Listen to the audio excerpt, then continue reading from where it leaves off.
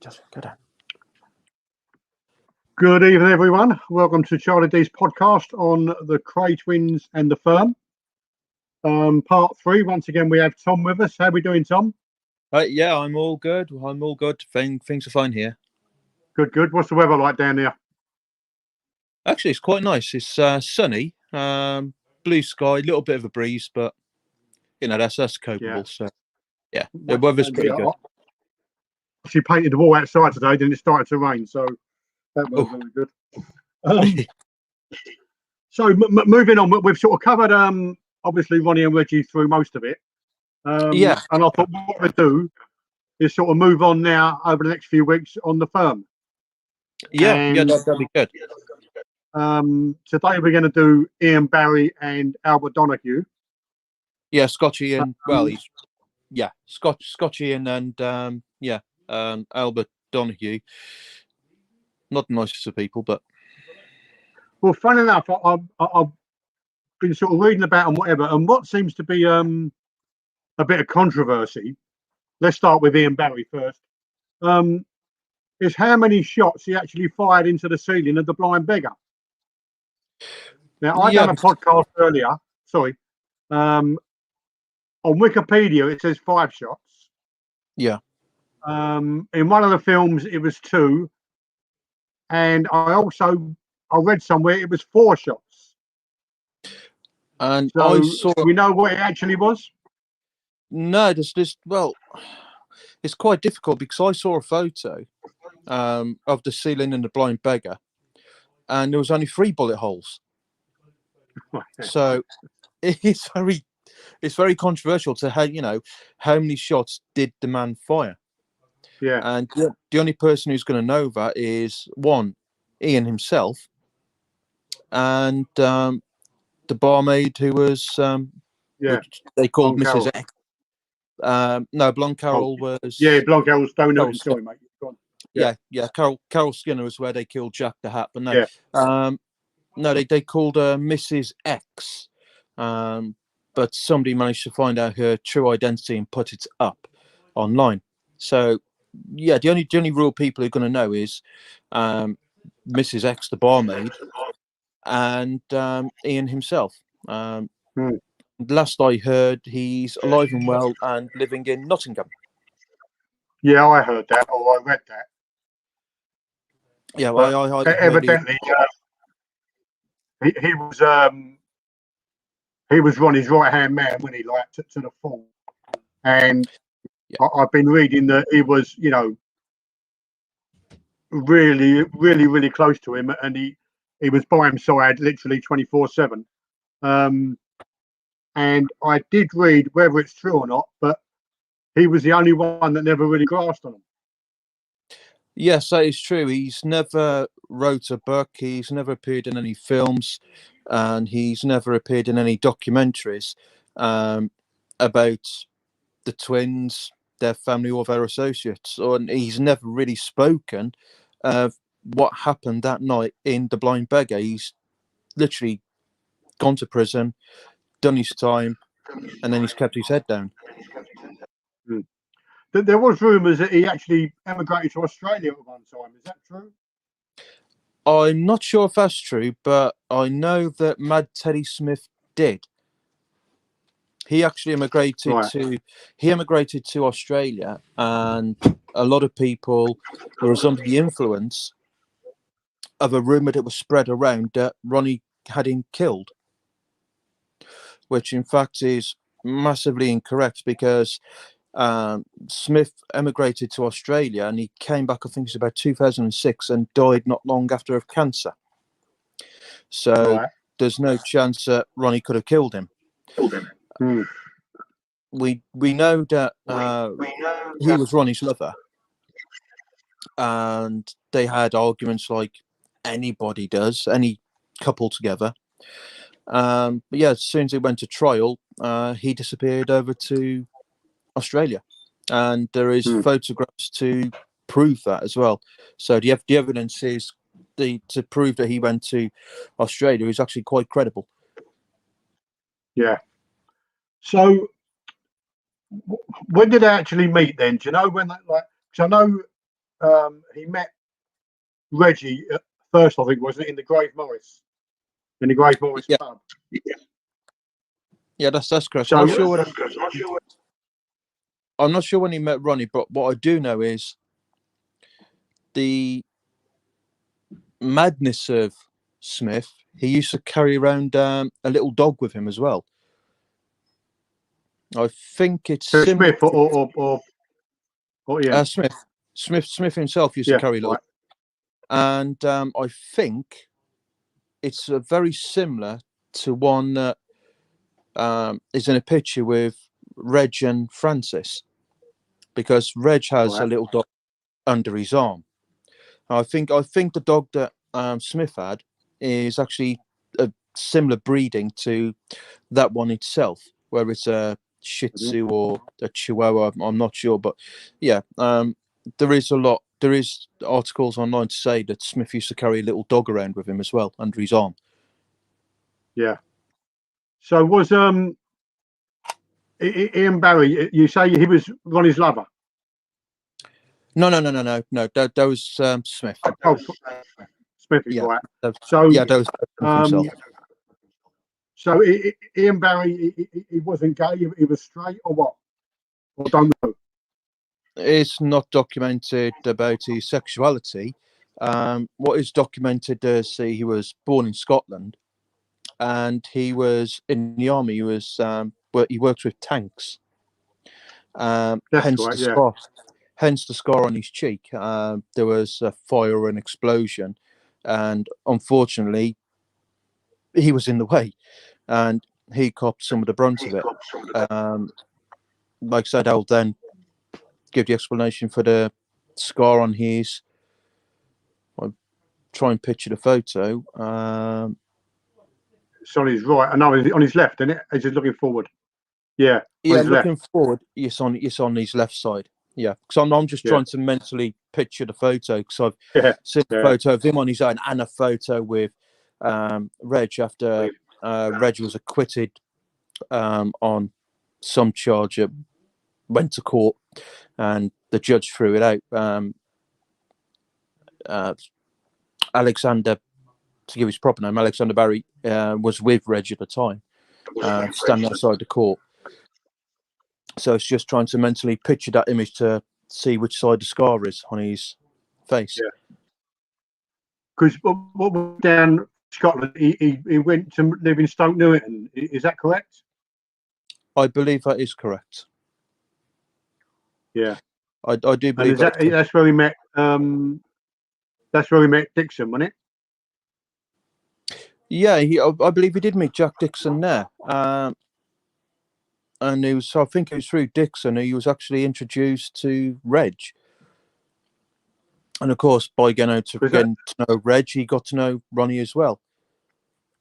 Yeah, because evidently they were doing window cleaning. Supposedly, that's what I've been reading. Right, that I didn't know, because I haven't actually come across that article yet myself. But I do know he was one of a number of drivers for the Twins, but mainly he was Ron's driver. Yeah, because there's a list of different people who were drivers for them. Yeah, but one of the others was Billy Frost, wasn't it? Yeah, you had Billy Frost, Frank Shea,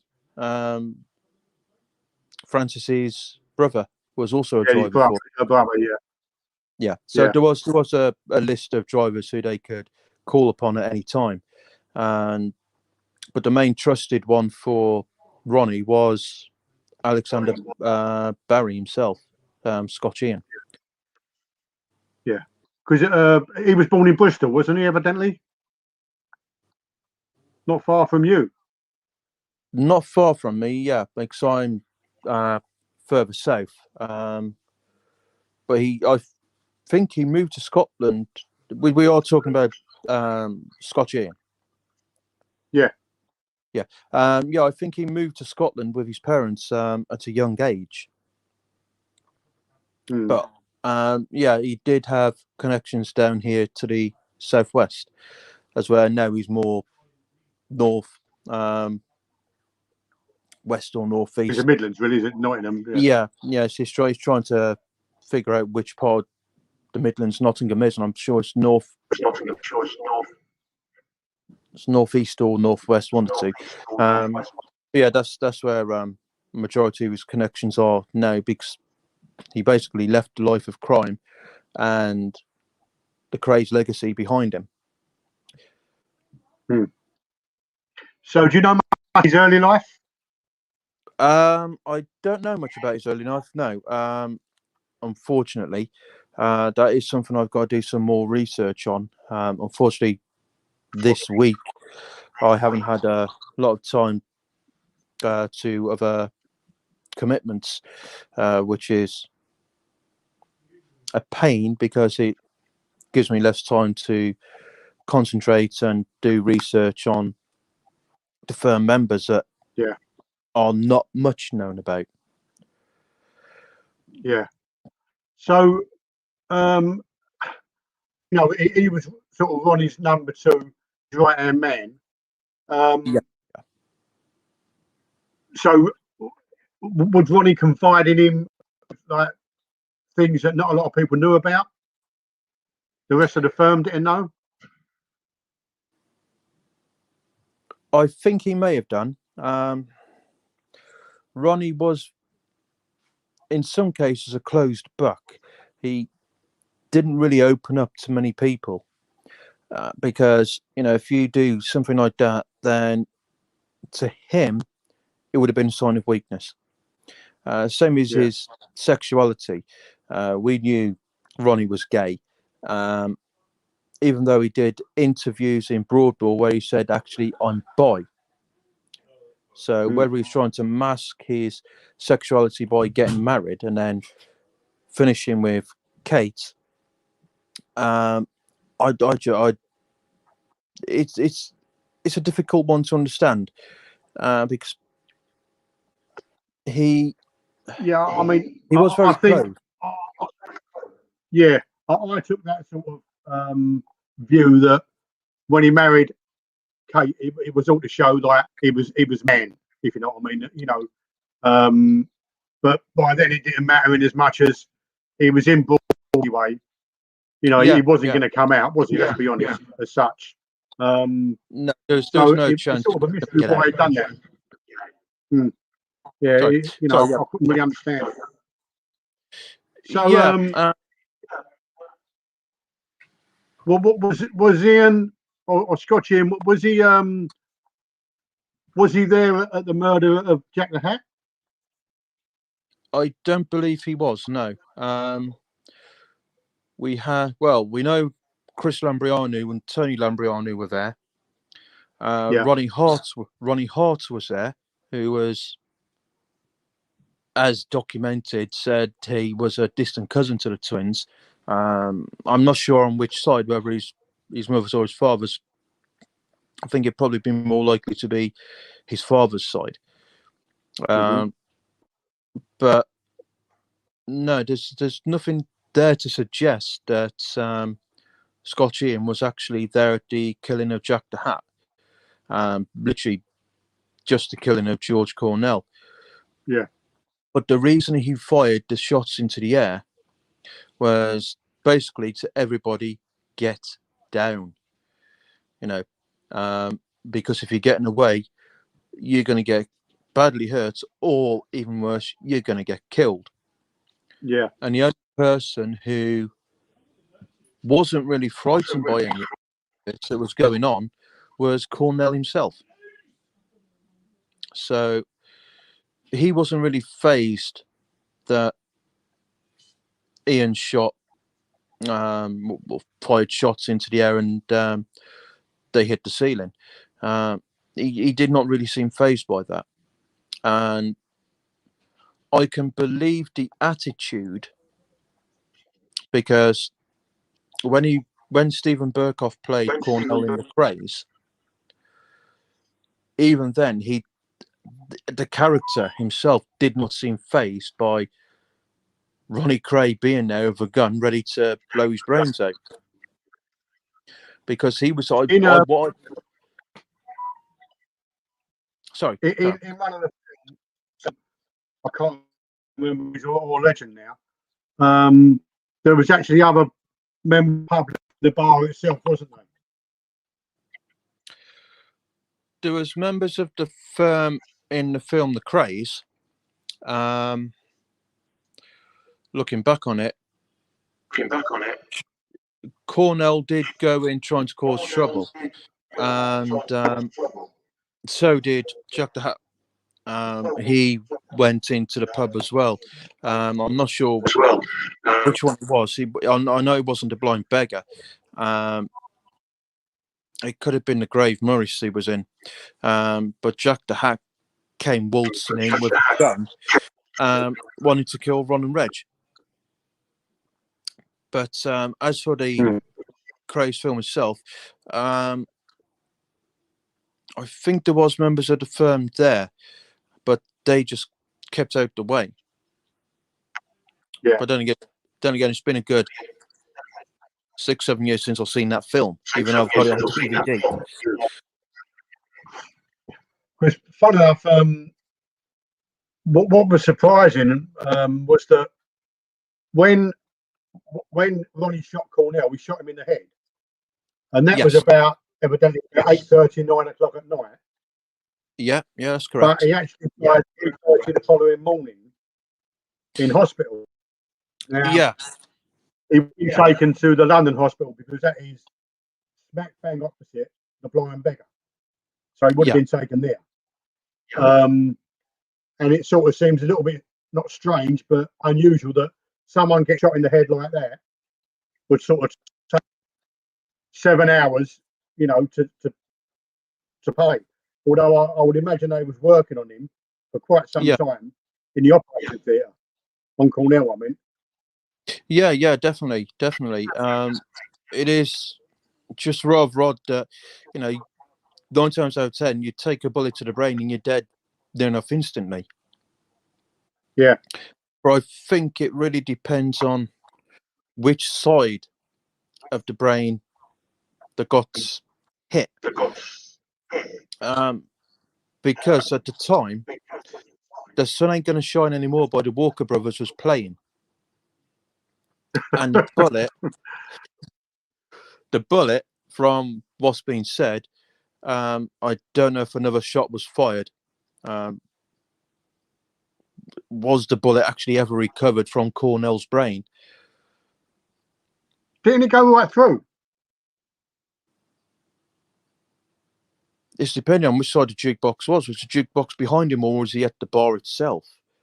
Because in the film, it portrays Cornell sitting at the bar, which would mean that the jukebox, as he turned around to face Ronnie, would have been facing him as well.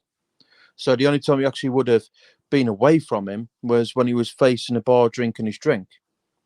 Then he could have gone straight through and hit the jukebox. But it's just depend. I don't know actually where the jukebox was, where Cornell was sitting. Yeah. So if it's funny how in the film, like they say he was sitting at the bar. Yeah. But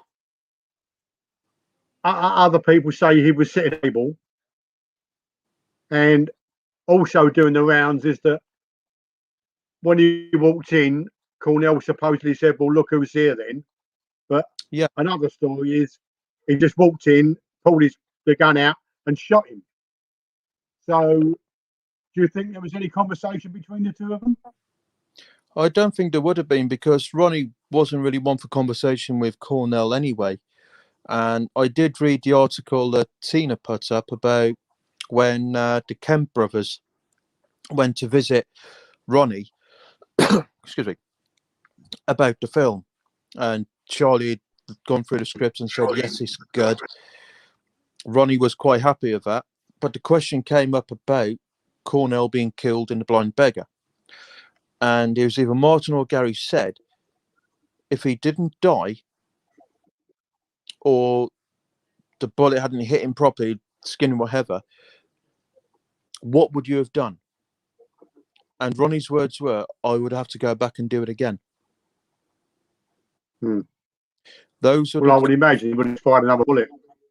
Yeah. So if he'd actually missed and not hit him properly, or made it look as if it hit him, but Cornell had not died, Ronnie's words were, "I would have to go back and do it again." Yeah.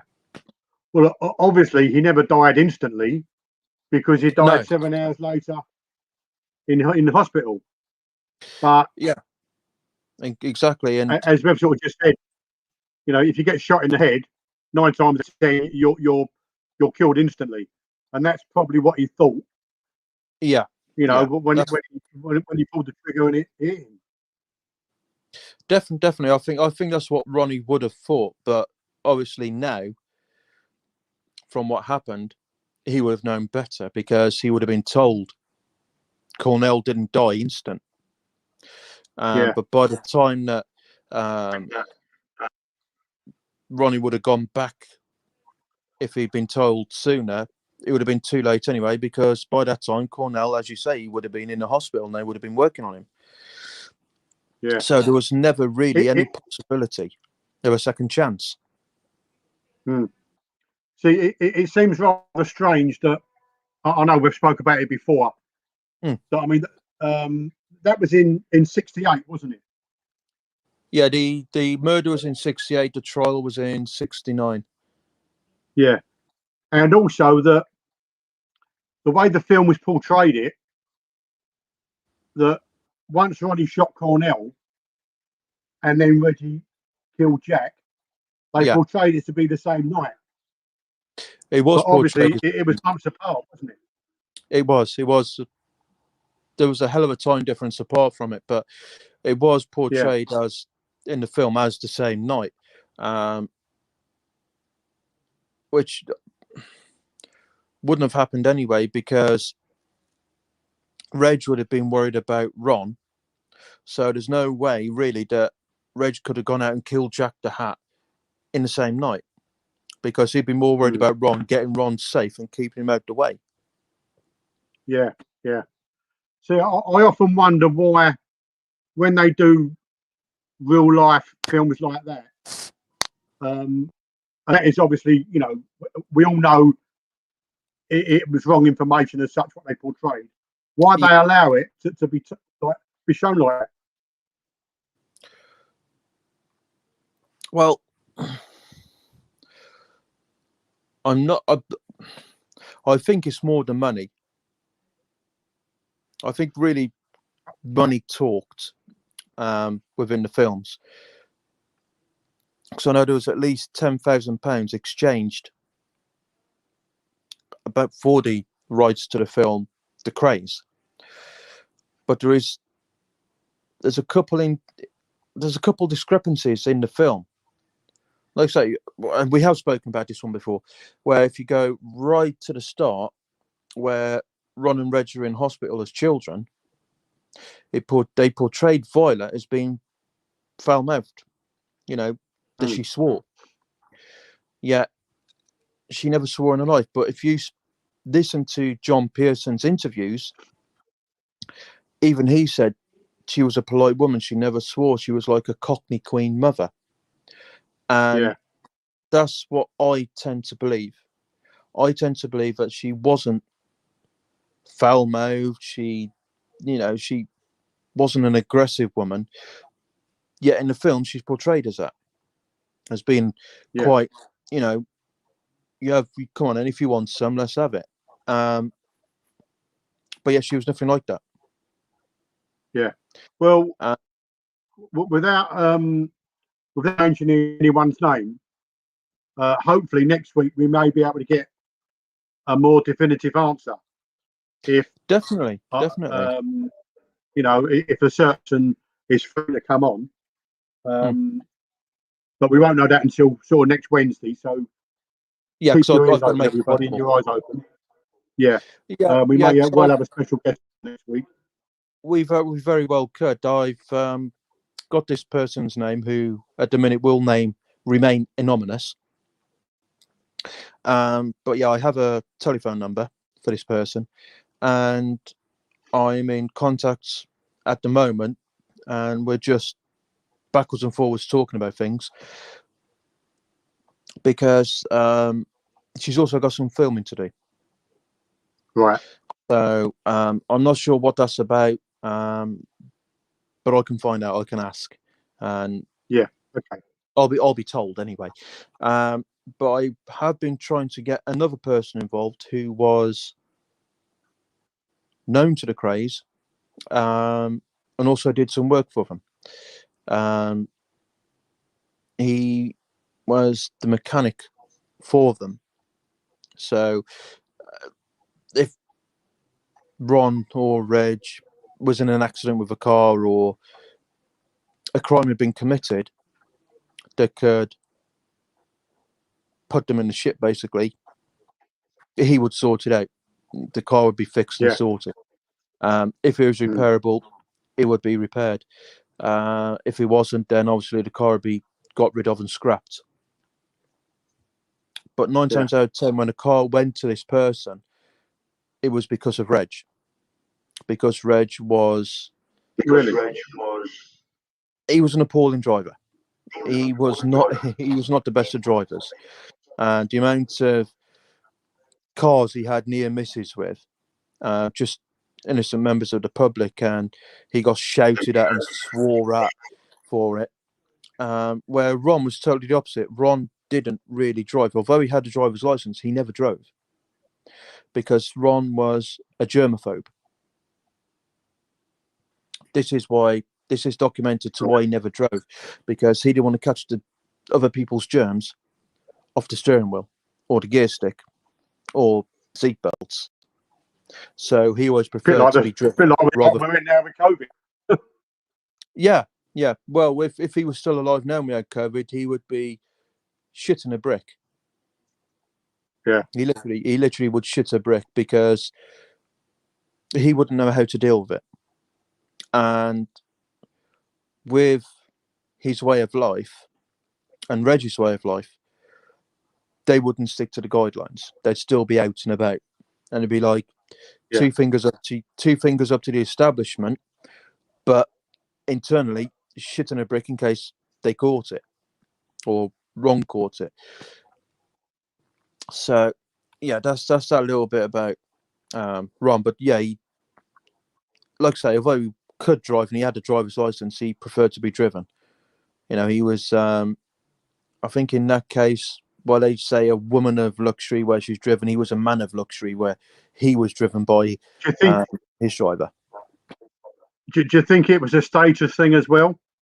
Having someone open a door for you, a car door, to get out of? Definitely. You know, it's like, I am Ron Kray. You know, he is my driver. He opens a door for me and I get out. You know, he drives me. I don't need to drive. Yeah. So yeah, I think then there was sort of no such thing as drinking and driving as such, were there? Well, not like today, obviously. No, because I've been told many stories of people who've gone out on the piss and had an absolute skinful and driven back home. And no police around at the time, you know, in the area, so they were quite lucky to do that. My dad being one, but you know, he did that. He'd go down to the club and have a few and then drive home. But there was no real thing there about drink driving. The only way that you would be prosecuted was if you had a copper who was going to chance it, or you had an accident, or possibly killed somebody through drink driving. That's the only real ways they would have got done for it. So, well, not forgetting they had him in their pocket anyway, didn't they? Oh, they did. The police were in their pocket. That is known. The only ones really at one point who the police were after was the old man when he was wanted for desertion. Yeah. And the police used to pay regular visits to the family home looking for him. And no, sorry, he's not here. Well, it was portrayed as him being under the stairs, wasn't it? It was, but there was a friend that Charles Senior had, and he'd go and hide there. as well. So, yeah, if he was never at home when the police came round looking for him, he was at his mate's hiding. Yeah. Do you And think that is documented? Yeah, you know, in the Kray's film with Gary Kemp, Yeah, whereas Cole Senior, he actually got up to hit Violet once, didn't he? In he the did. film, Yeah. and obviously the boy stepped in. Do you think that's true, or just something to make the film, you know, putting a bit extra in the film to make it a bit more glamorous? I think that's true. The boys doted on their mother. They loved their mother.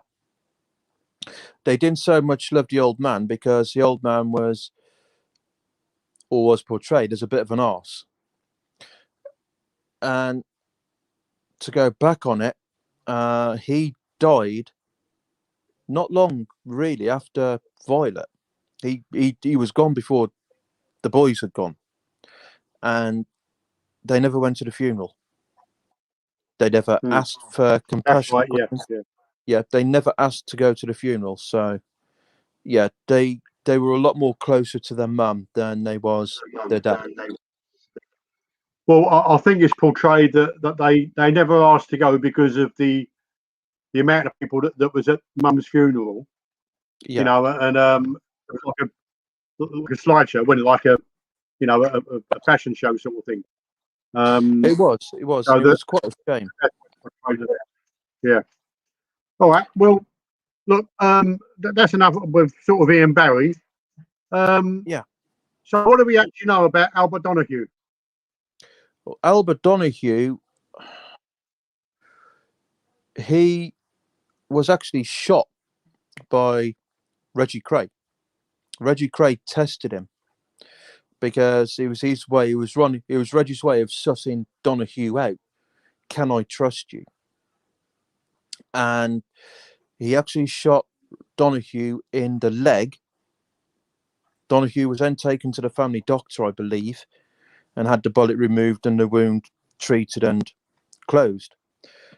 And he never said a word about it. He never opened his mouth about that. And he actually was put on what he described as the pension, where he was actually receiving 15 quid a week off Ronnie Reggie, because he couldn't do anything. He couldn't work because, you know, he'd been shot in the leg. He was incapacitated in its own way. But his job was to go and collect the pension money. You know, the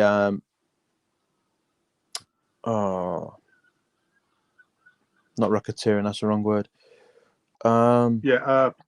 Protection money. I know what you mean. Protection money. Yeah. He was one of the guys who actually went and collected the protection money from businesses that Ron and Reg took care of. But however, he did turn Queen's evidence, and I'm not sure what he got for it. I'll be able to take a look and tell you. But yeah, he I go down here. Yeah, he actually died in 2016. Albert Donoghue died. But yeah, he was actually one of the drivers as well. Was he Reggie's right hand man? I think he was Reggie's right hand man. But yeah, he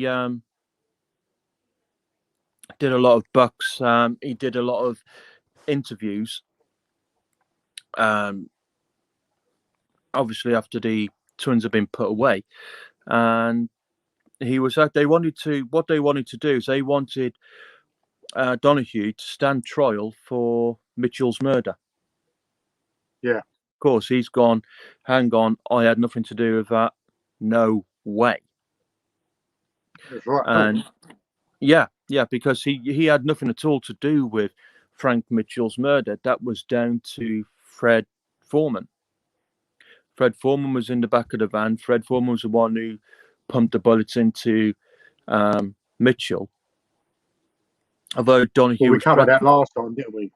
Yeah, Donahue was present, but he didn't take part in it. So, yeah, they wanted him to stand trial for the murder of Frank Mitchell, and his words were, like I say, no way. But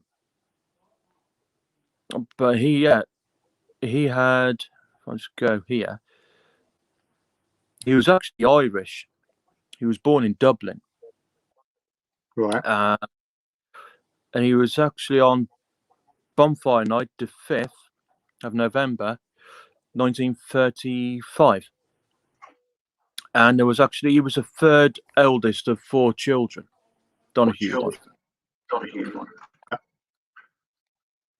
But yeah, to look on, he joined the firm, and on the 17th of September 1962, he received a 3-year prison sentence after being found guilty of attempted larceny of £3,000 on a payroll robbery.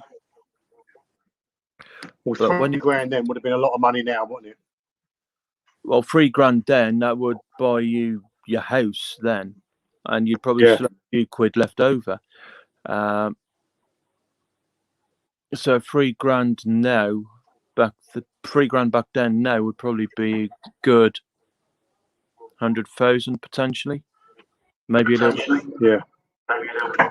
Well, yeah. So it was a fair few quid. It certainly was a fair few quid. It really was. But yeah, I'm trying to find out when he actually joined the firm. He was actually involved with Harry Abraham's firm as well. Right. From what I've read. Obviously, before he got to know the Krays. Yeah, before he got to know the Krays, he was actually with Abraham. And that would have been, back in the 50s, he was involved with Abraham's firm. And his sister-in-law was married to Billy Donovan. The name rings a bell. That name does ring a bell. I've heard that name mentioned. And of course, he was actually also good friends with Lenny Hamilton. I know Lenny. Who you knew, yeah. Donahue was actually a good friend to Lenny as well. Well, there was the interview, weren't they, with Hamilton, Donahue, and I think it was Billy Frost.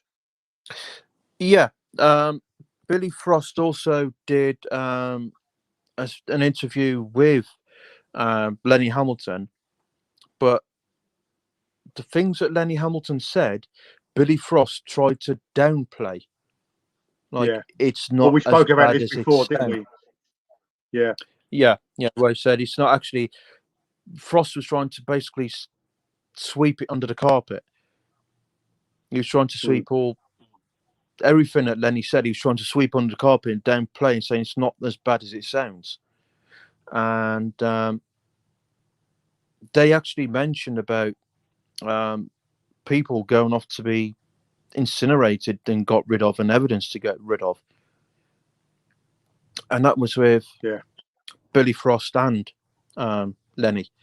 How true that is, I don't know, but that's what was said on a documentary, and I've only ever seen it the once, but I'll have to look back into it and try and find out which one it was.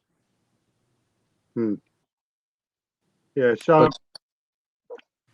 I mean, getting back to Albert, I mean, if he was on pension and whatever as such, I mean, £15 a week, going back to sort of the early 60s, mid 60s, would still be quite a lot of money. Definitely.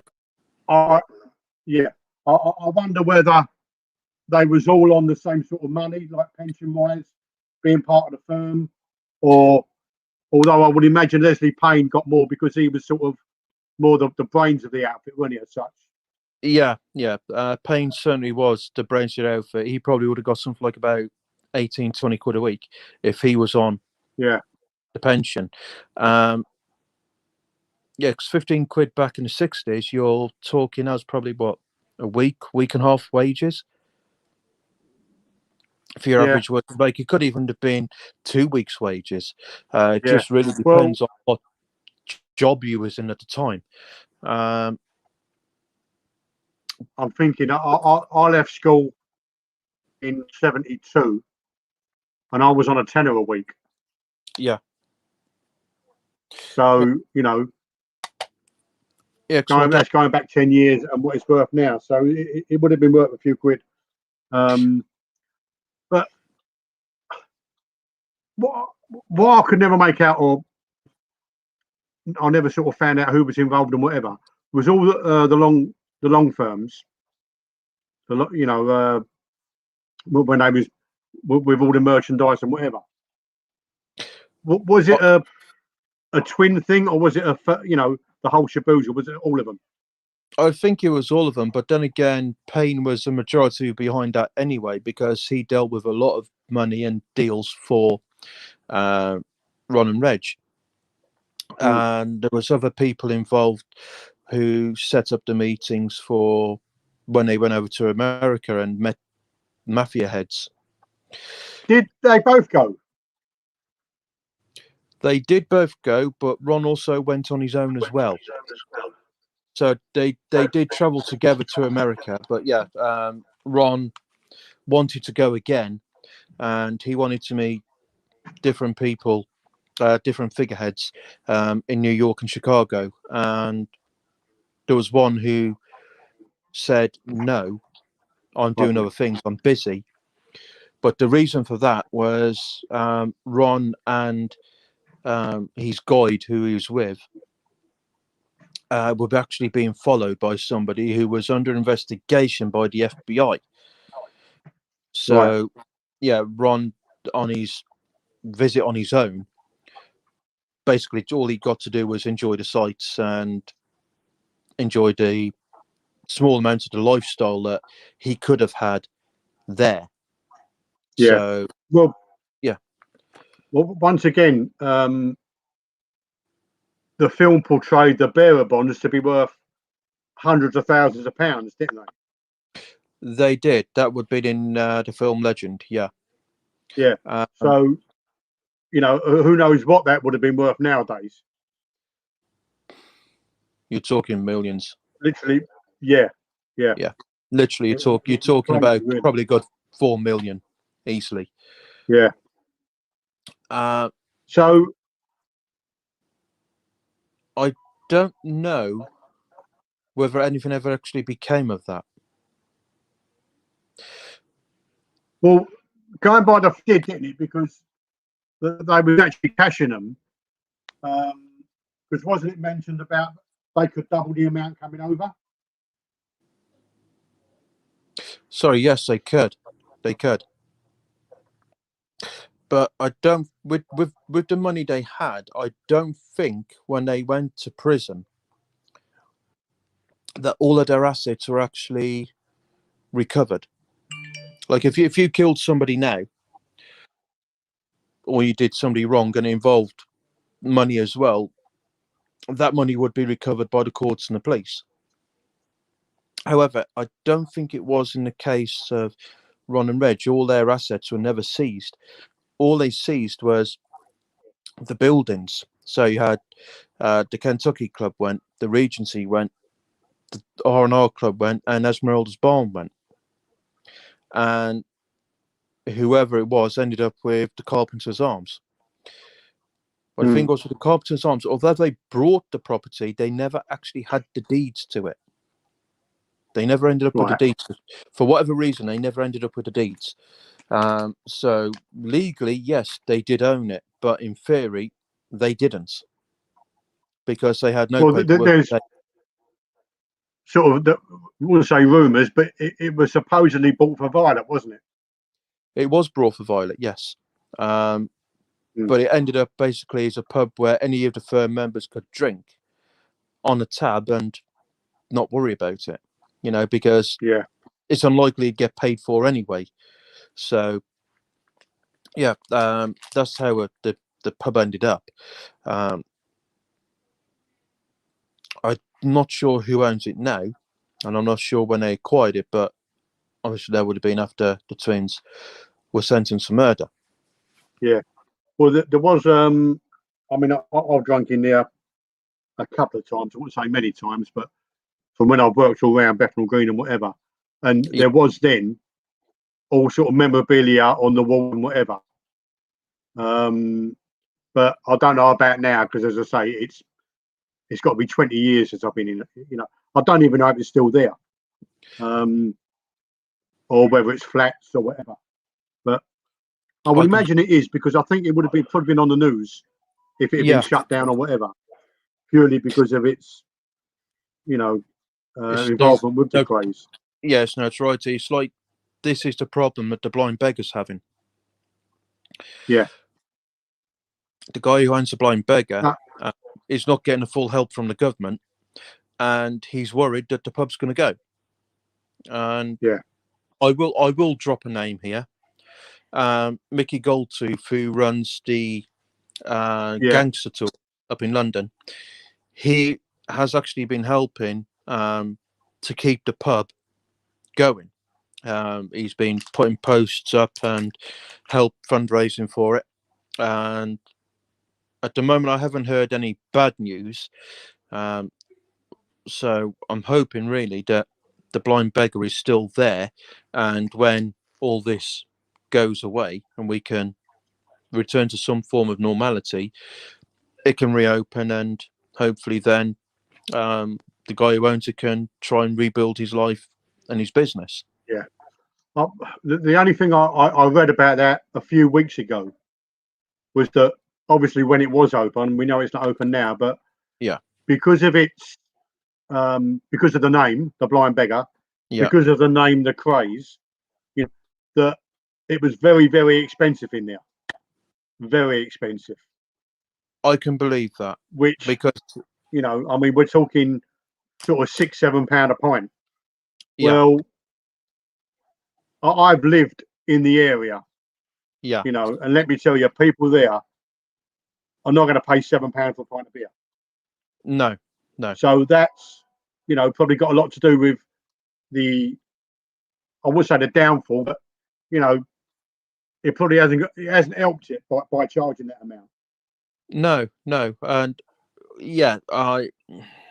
a lot of people say London could be one of the most expensive places to live in the UK. But even still, I wouldn't pay £6-7 for a pint. No chance. No. Because that would be too expensive. My son lives in the southwest as well. Yeah. And when he first moved down, well, not first moved down, but we went in the pub, it was £3.60 a pint. I nearly fell off my chair. Yeah. And that's going back a few years. I mean, even where I am now, but we only pay sort of £3.20, £3.30. But I would imagine once this is all over, COVID's got a lot to run for, and there's probably looking to be a lot of places that don't reopen pub-wise, even in the East End, sadly, there are going to be some... Sorry, I just got to put the lights on. Get some light in here. Okay. Yeah, sadly, there are going to be some establishments that are never going to recover from this. And that's nationwide, I would say. But it is a terrible thing that's gone on. So I'm a video call to do it in a minute, so I'm going to bring this to an end if you don't mind. Okay, that's cool.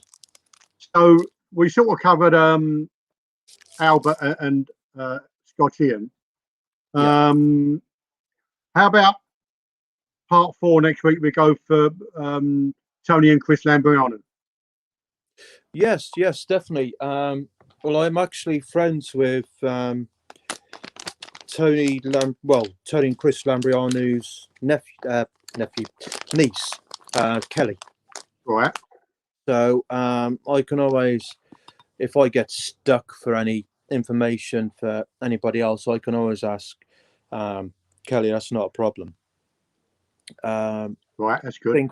I think her father is James Lambriani. Right. Who's Okay. he is still with us. And like I say, Chris is still with us. The Lambriani brother that I know to have passed is Tony. Yeah.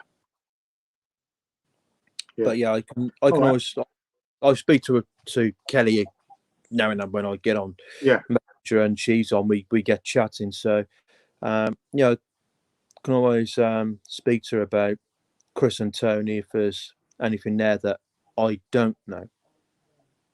Yeah. Well, what I'll do is we'll do a poster stroke thumbnail and we'll get it on the sites for next week. Yeah, definitely. Should we go at the same time, 4:45 next Thursday? Yeah, 4:45 is good with me. Because by then, things I've been dealing with here should be a lot more easier. Basically, the horse should be moved by then. He should actually be in a more closer field to us. So, yeah, 4:45 is not a problem. Okay, and hopefully we'll have a special guest who we won't name now, but we'll know sort of Wednesday. So hopefully that will materialise. If you are watching now live, if you are watching this live, please like, share, and subscribe to the channel. It's absolutely free. And if you are watching on YouTube, please like, share, and subscribe. It doesn't cost nothing, but it does the channel grow over a period of time. But before we go, Tom, I believe there's a bit of an announcement hopefully coming soon with a memorabilia place or page coming up. Oh, yes. Yes, we're actually trying to start up a memorabilia page selling T-shirts, mugs, key rings, usual items at very affordable prices. So, it's not going to be charged the earth. Not going to be paying 30, 40 quid for a T-shirt. They are going to be within people's price range, and that should be hopefully coming up soon. Okay, lovely. All right, mate. Well, listen, thank you very much once again. No problem. Have a good weekend, and we'll chat soon. Yeah, cool. We will chat soon. You have a good weekend too, and I'll make a call next week, and then hopefully our guest speaker should join us. Okay. Well, what I'll do is I'll advertise it on the sites as a Chris and Tony Lambriani. Yeah. Yes, definitely. And then if this special guest comes on, we'll postpone that to the following week. Yeah. That's all cool. That's all cool. Yeah. So okay. All right. Take care. Thanks very much, and speak soon. It's literally just depends on what. Sorry. So that's great. Yeah. Yeah. No problem. So, like I say, it just depends on what our guest speaker's doing. As this person is well known, has been in the acting world, has acting work coming up. But I'm just hoping that Thursday will be possible for this person to speak to us. What we can do, if they can appear, we can change the time for Thursday. It doesn't matter. Yeah, that's not a problem. I did give 4:45 as a rough guide time for the podcast to be done next week. So it's just literally keeping an eye on the time and see how things go. Right. Well, once we know for definite, we can get it on the sites anyway, so people can see, and hopefully join in with some chat, or just sit back and relax and listen to it. Definitely. All right, Tom. Take care, mate. Thank you very much. Okay. Thank you. You take care. I'll speak to you. Cheers. Yeah, I'll see you later. Cheers. Bye, mate. Bye, Bye. bye, bye.